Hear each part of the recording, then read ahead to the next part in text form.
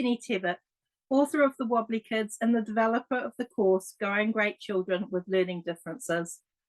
Growing up as a child with undiagnosed inattentive type ADHD and raising a son with both dyslexia and ADHD has allowed me to see firsthand how difficult raising and educating a child with learning differences and neurodiversity can be.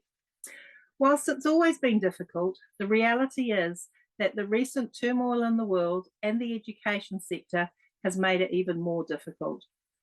In the last 2.5 years, I've had more parents reaching out for help than ever before.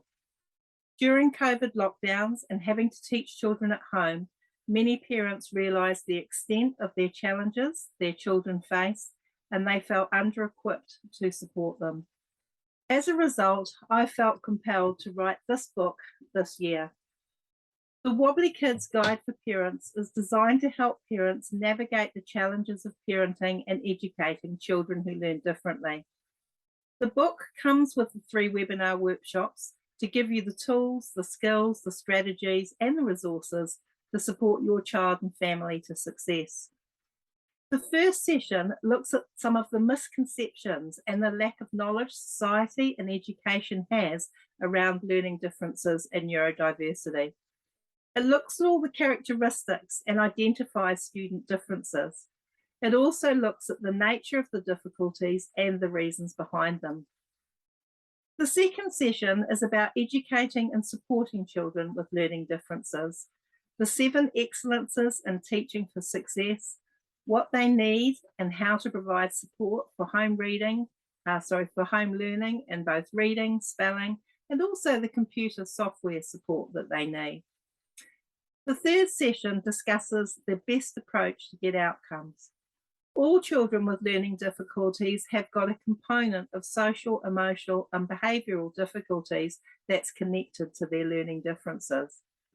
The multimodal approach actually looks at 5 areas. It looks at the medical, which looks at the issues around the diagnosis, and it may involve medication.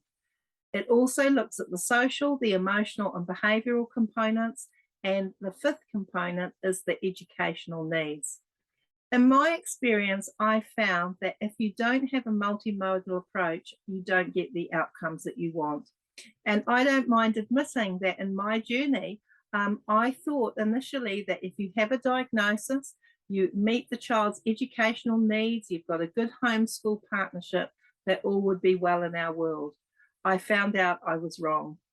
So session 3 gives you the strategies for this and how to use a multimodal approach for support. I believe we underestimate the amount of knowledge that both parents and teachers need to support at-risk learners well. It's taken me almost 20 years before I felt knowledgeable enough to call myself an educational consultant in this field. My goal for this book and the course is to support you as parents to have the knowledge easily accessible when you need it and not have to wait 20 years to figure it all out like I did.